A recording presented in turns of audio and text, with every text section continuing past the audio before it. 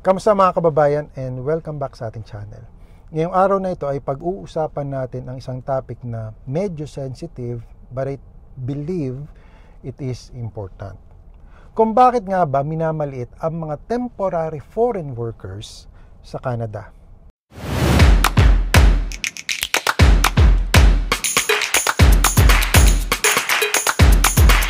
Sa totoo lang, masabi ko naman na halos lahat ay dumaan sa pagiging TFWs. Maliban na lang you came here as a landed immigrant. Pero wala naman tayong dapat ikahiya doon kahit tumating tayo sa TFW. Kaya kung may nagmumukhang nagki-criticize, siguro it's time to set the record straight. Alam naman natin that TFWs, especially Filipinos, are some of the hardest working people in Canada. Tayo ay nag-iwan ng pamilya sa Pilipinas, nag-take tayo ng risk, at nagtrabaho sa jobs na minsan kahit Canadian citizens ayaw naman nilang gawin, di ba? Marami sa atin nagbabayad ng buwis, nagko-contribute sa economy at tumutulong para gumana yung mga essential services dito. Pero kahit ganito, may ilang tao pa rin ang minamaliit tayo.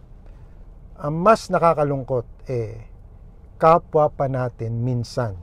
Nakakalungkot, di ba?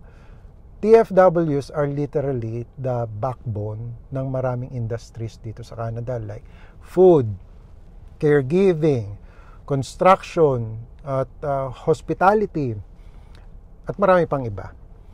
Kung wala tayo, maraming bagay ang hindi tatakbo ng maayos. So, respect starts with understanding. Hindi madali ang buhay ng TFW. Pero marami ang nagsusumikap, nag-iipon, at unti-unting nakakaangat. Pero bakit may nagmumukhang minamaliit ang mga TFWs? So, ito siguro yung nakikita kong ilan sa mga dahilan. Number 1, cultural bias o misunderstanding. Alam nyo, minsan may mga tao na meron silang preconceived ideas about TFWs kasi iba tayo ng culture, iba ang accent natin, iba yung style, di ba? Pero ibang culture doesn't mean hindi ka capable of or hindi ka valuable. Maraming TFWs ang super hardworking at nag-a-adjust agad sa Canada. Number 2, perception na low skilled tayo. Yun lang yung ginagawa natin. May ilan na nagsasabi na low skilled lang naman ang trabaho ng mga TFWs. Pero hindi naman ganon. Like caregivers, construction workers, at farm workers. Alam nyo, napaka-super challenging ng mga trabahong iyan. Kailangan ng skills, focus, at dedication. Hindi lang basta-basta trabaho. Ang tawag dyan ay essential work. Number 3. Some people think that TFWs are just here temporarily and not real Canadians. Dahil temporary lang ang status natin, may mga tao na parang ang iniisip nila hindi naman Canadian ang mga yan Temporary lang yan, di ba? Or even yung kapwa natin Pilipino, sasabihin temporary ka lang naman diyan Pero nagbabayad tayo ng tax, sumusunod sa rules, tumutulong sa communities. Marami din sa atin eventually nagiging permanent residents o citizens. So, being temporary doesn't mean hindi tayo importante sa Canada. Pero kabayan, reality check. Trabaho natin is real, legal, at napaka-important sa society. Ang husga lang, minsan, mas nagpapakita ng insecurity ng iba kesa ng kakulangan natin.